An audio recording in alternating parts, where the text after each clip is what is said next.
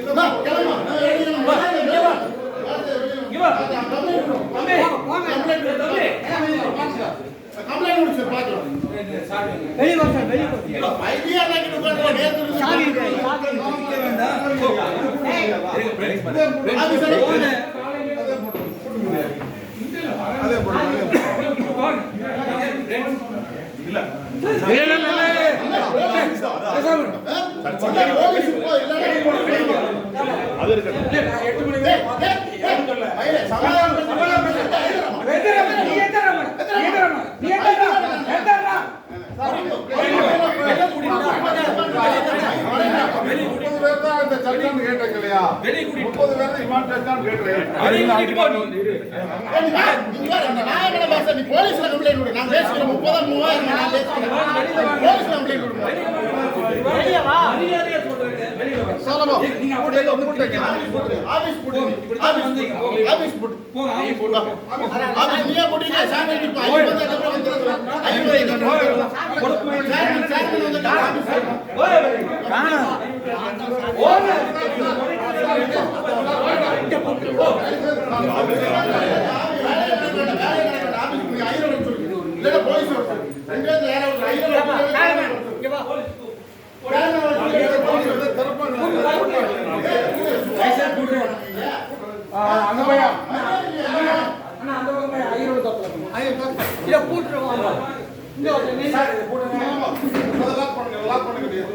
எங்க லாக்கே வரலையே sir lock பண்ணு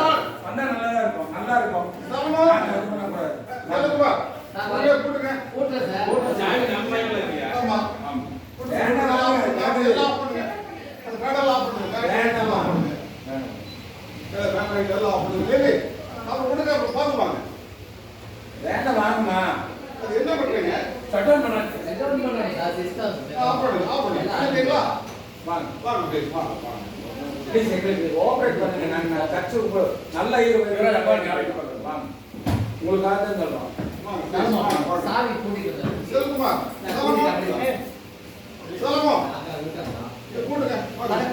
ஏன் கூட்ட மாட்டேங்கிறீங்க?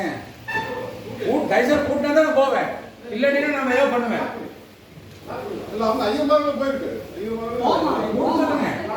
நீ கூட்டிட்டு வா, அதே கூட்டிக்கலாம். அந்த சைடு கூட்டு தம்பி அந்த ஆபீஸ் கூட்டு ஐயோ ஆபீஸ் ஆபீஸா கிடையாது. அங்க போய்